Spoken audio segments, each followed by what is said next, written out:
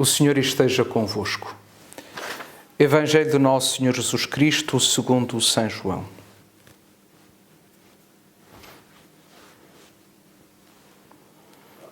Naquele tempo, muitos judeus que tinham vindo visitar Maria para lhe apresentarem condolências pela morte de Lázaro, ao verem que Jesus fizera ressuscitando-o dos mortos, acreditaram nele. Alguns deles, porém, foram ter com os fariseus e contaram-lhes o que Jesus tinha feito. Então os príncipes dos sacerdotes e os fariseus reuniram conselho e disseram: que havemos de fazer, uma vez que este homem realiza tantos milagres? Se o deixarmos continuar assim, todos acreditarão nele, e virão os romanos destruir-nos o nosso lugar santo e toda a nação. Então Caifás, que era sumo sacerdote naquele ano, disse-lhes: vós não sabeis nada. Não compreendeis que é melhor para nós morrer um só homem pelo povo do que perecer a nação inteira? Não disse isto por si próprio, mas porque era sumo sacerdote nesse ano, profetizou que Jesus havia de morrer pela nação, e não só pela nação, mas também para congregar na unidade todos os filhos de Deus que andavam dispersos.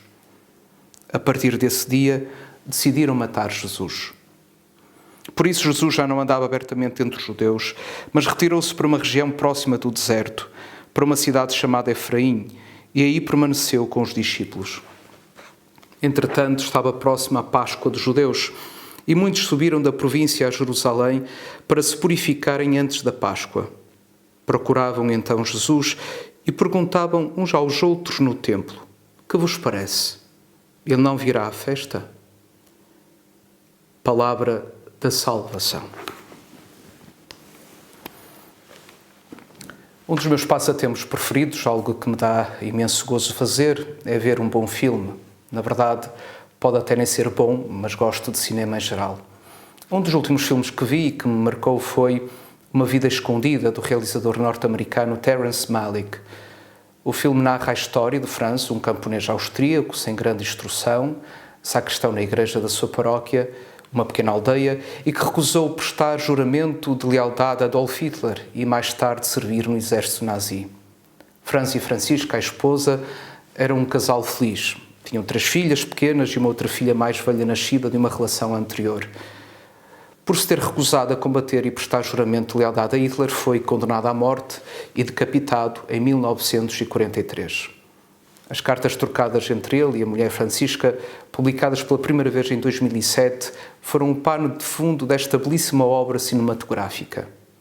Durante o filme surgem várias interrogações sobre o sofrimento, o mal no mundo, o sentido da existência, a consciência, a liberdade, o valor e a consequência das nossas decisões, ainda que aparentemente não mudem o curso da história. Por estes dias, muitos de nós interrogam-se sobre a dor e o sofrimento que esta pandemia está a provocar. Os avós que não podem abraçar e beijar os netos, os filhos e os netos que não podem visitar os pais e os avós que estão no lar, os que estão internados nos hospitais e que não podem receber visitas, os que morrem sós, os funerais sem despedida nem afeto. Onde está Deus no meio disto tudo? Honestamente, lamento desiludir-vos, não tenho uma resposta. Não sei por que razão sofremos, nem sequer me aventuro a tentar qualquer resposta. Aliás, eu penso que qualquer resposta deixa sempre um amargo de boca.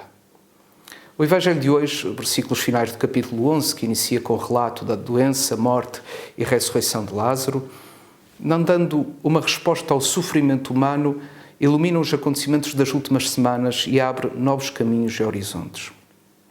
Desde logo, e começando pelo fim do Evangelho proclamado, e para que não haja qualquer dúvida, a pandemia não é um castigo de Deus. Nem Deus nos está a pôr à prova. Peço desde já desculpa pela caricatura. Não parece que Deus se levante de manhã, ainda meio a dormir, e enquanto toma um pequeno almoço, sentado na sua sala de comando do universo, envia um vírus ali, um cancro acolá, um terremoto naquele país, enfim, o que possam imaginar de pior.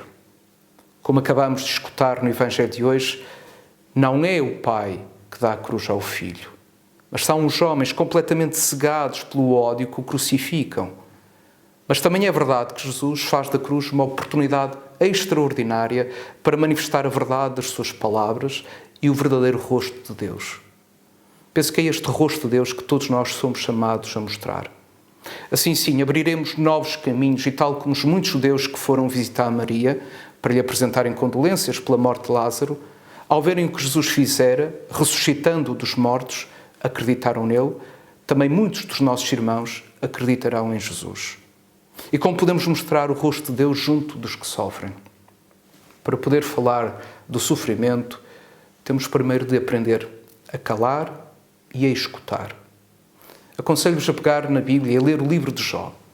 Quando os 3 amigos de Jó ouviram falar todas as desgraças que tinham caído sobre ele, combinaram ir junto dele e levar um pouco de amizade e conforto.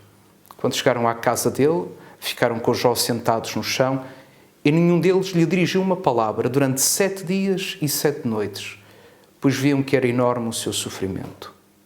Perante o sofrimento alheio, calar e escutar. Depois, aproximar-nos da dor com humildade, sem a presunção de saber, de conhecer. Esqueçam as respostas de algibeira. Deixem que o outro, aquele que sofre, fale, revolte-se, questione. É preciso dar tempo à dor para que ele encontre uma via de fuga.